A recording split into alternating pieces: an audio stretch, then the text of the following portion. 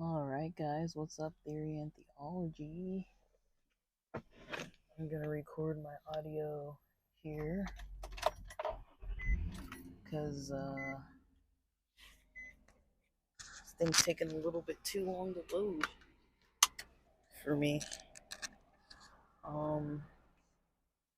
Let's get my mic situated, get my windows situated, get my lights situated, get my brakes situated.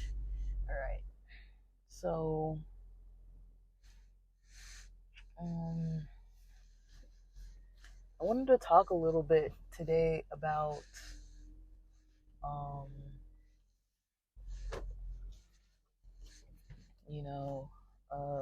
something I listened to while I was falling asleep yesterday, so I'm not like super knowledgeable, but it's kind of the only thing on topic that I kind of have to talk about because you guys know I've been sick.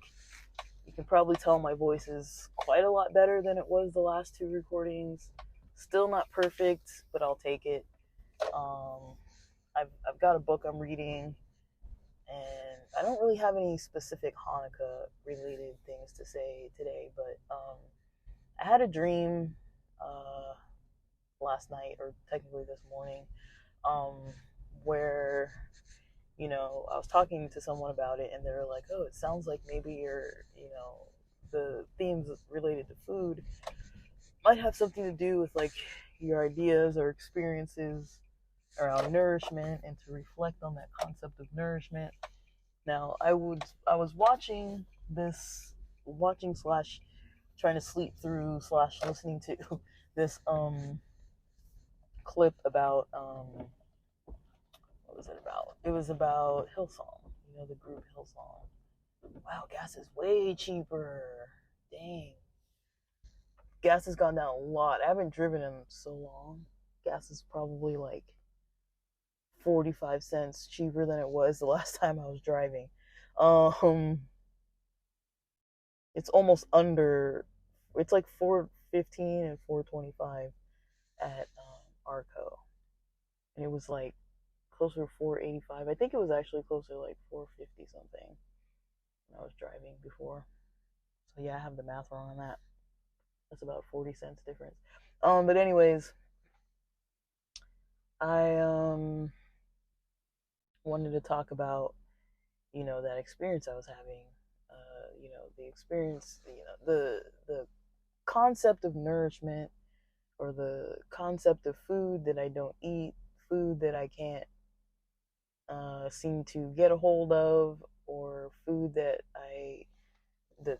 isn't coming to me in time, it's not available in time, or food that I either can't afford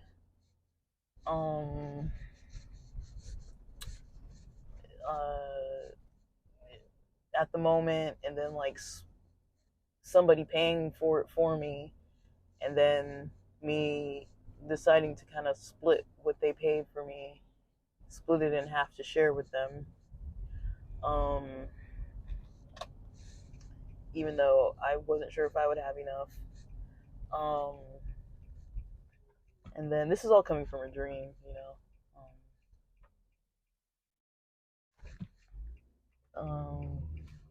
there was a point where I was, doing what I needed to for myself. There was somebody who was like ultra chatty, and I was like, kind of like in my head, I was like, oh, I'm being rude if I just like blow them off. But I was like, whatever. Like at this point, like who cares? They're bothering me. I deserve to not have to like listen to this person talk, because I'm trying to get my own food, And then food as this idea of like nourishment, and maybe like if there's a time in my past where I wasn't getting nourishment, or a time now that I'm not, and or if it even is related to nourishment, but I don't really know. Like I feel like food lately, just having COVID, food has been a weird thing. But then with the situation of, in the dream, having these themes of like church and then another theme of like Las Vegas, the contrast in those types of environments. And then, even though when I go to Vegas, it's not like some debaucherous thing where I'm like, what happens in Vegas stays in Vegas. It's like, I'm kind of like that where I go out everywhere. What happens when I go out stays between me and those people. Like, I'm just kind of like that usually, unless it's something that it's like funny enough that I know everybody doesn't mind sharing. But I mean, I'm usually not really into all that, like, share my whole, post everything on Instagram and all that. Like, not too much.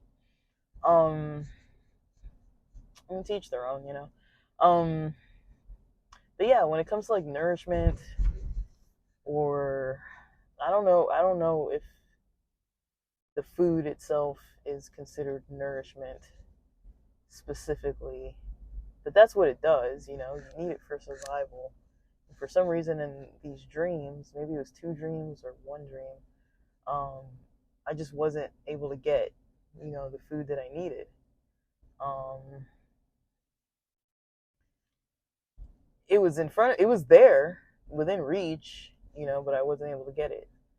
Um, it was either food that I decided, let me not eat this because it's not refrigerated, or food that somebody was walking past me really quick and I just was like, I can't really catch them too easily, or food that wasn't gonna happen at that time. I would have had to come back later, or food that I was rushing to try to get, but then because I didn't have my wallet with me, I couldn't afford it, and then having to have someone else get it for me, and then it was like split in half. And all this, you know, I was I had this dream going on during this whole time, um, where um, during this dream, I I was listening to not Hillsong the group, but Hillsong, this thing about like how Justin Bieber used to go to be involved with Hillsong Church, and like how it's a mega church, and how things kind of went south with them, and how it just wasn't like a good situation with that pastor kind of acting all wild and stuff. And just kind of the history of the church, and the history of how he protected his dad when his dad was like doing some really disgusting things. Um, you know, just kind of like how, some of those people lie. Um, like they know that they did something wrong and then they try to like back out of it. Um, and not like answer the question, or not like directly give you an answer. Um, that kind of happens. You see it a lot, like in court cases or whatever. You see people trying to like bend the truth. I've done it before. I remember once being called into one of my boss's offices, and she was mad about something, but just the way she approached it was just wrong, I think. But she was mad that there was some client I was working with that I guess one of the client plans, there was no signature page for it. And she was asking me about it, and I was like, I think it might be in one of my folders. It might be in my folder from, because I had like a folder in my desk of stuff that I hadn't yet filed. And she was kind of like, it better be there kind of thing. But like, when she was asking me the questions, I was kind of like, what? Like, kind of like playing a little dumb, just trying to like think of like an answer. Because I knew I was behind and hadn't filed stuff. But I was like, well, I don't throw stuff away either. So if I got it, it's there. And if I didn't get it, it's not there. Like, it's kind of like, so at least I had it and everything. And then I basically blamed it on the system and said, that someone had told me that like there's notifications that like everything turns red when it's like due, and then when it's saved, it's no longer red when it's like when you don't have to do anything to it. And I had looked at that client's information in the chart online, and it wasn't showing up. Um, it wasn't showing up in the chart, so like it wasn't red, uh, stating that it had been approved and saved. Whereas I guess in the system it shouldn't have said that, and then she sent an email to everybody, don't use that notification system. So I kind of was able to blame it on something else. And that's kind of how I was keeping track of everything. I was like, it was in the system, and to me that seemed like it worked. And then someone else caught it and was like, oh, like it isn't accurate, you know. But I mean, I also didn't go back through the folder and like double check and everything. It was just too busy of a job in the first place. Way too busy of a site in the first place. That's why everybody quit all the time. And I still question if it was like fully ethical to have it being that way. But you know, they want to say their part and be like, oh yeah, it was fine. And I'm like, dude, the clients were like, at times I feel like the clients were at risk because we were overly busy and overly swamped. Um, but that is in the past. But yeah, so I know people kind of like do that. They're like, oh, like they try to make it sound like they're not wrong. Like I remember this guy with Hillsong. He was saying like, oh, I didn't, I didn't not tell people about what my dad was doing. I just, I did not tell authorities. I just didn't call the police, kind of thing. So he was kind of like trying to justify it that way. And it's like, yeah, well, if you're gonna tell people that are church authorities, it's like, well, what are they gonna do? You know, they're not the police. They're not the right avenue of chain of command to like take this to. And like now, yeah, we do have like mandated reporters and stuff. This was probably in the 80s, and so like I don't know how that worked back then. It was probably the same, but I don't know. Now I know for a fact that it's definitely an issue, but I don't know. Like earlier, I was thinking about Hillsong and the situation with Hillsong, which I don't know too well because I have not looked into it, but it came up in my dream with these themes, and then it was kind of interesting though, because yeah, I was kind of like there, um, but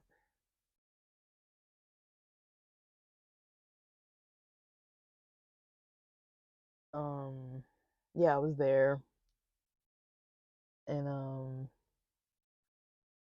yeah, I kind of, you know, if I look at my life, I would say there's some parallels. Like in my church life, I definitely wasn't nourished. Like I grew up in an environment feeling kind of like I know that I'm not getting all that I need here, and I definitely found that more so when I was in grad school and when I was in San Diego and other times in college too. I was like, okay, this is what people are like outside of the church, and I had more good experiences, like more fulfilling experiences with people there. Um, and then there is something about kind of being back in this city where I just, you know, like I'm in a house where I'm like, I can't really talk to people. Like, I don't really talk to my family like that. Um, I talk to my friends, but it's like they're all distant, like at a physical distance, and a lot of them have a lot of stuff going on too. So it's like I don't really bother them with my issues. And then, you know, there's all that stuff going on. And then in addition, it's like, you know, the lack of income, not that I don't have any income, but the lack of my income being where it needs to be is pretty much what keeps me from being able to get near the people that I'd like to be around, see them, hang out with them. It's like I have to choose. I'm like, okay, I'll do this month. Like I could do all these events. Like before I used to go out like 3, 4 times a week, 2, 3 times a week. If I went out just once, that was a little bit. And if I went out none, like that was very rare. You know, I always enjoyed going out. I never saw it as a burden. And now it's like it's such a financial burden just like take trips and do stuff, and then you know sometimes there's other people involved where I'm like I don't want to do certain stuff with them. Like for example, my sister has a graduation ceremony coming up and she's going to walk in May, which is awesome. It's going to be in New Orleans, and I want to go, but I'm like I don't want to go with my parents, you know. So I'd rather just get my own ticket, get my own hotel, like figure out my own stuff. Maybe if I have a friend or two who might want to visit down there, because I have some friends on the East Coast. Like I don't know how far New Orleans is for them. Like it's not close, but it's probably closer than California. Um, if it's possible to see any of them, I'd rather just hang out with them.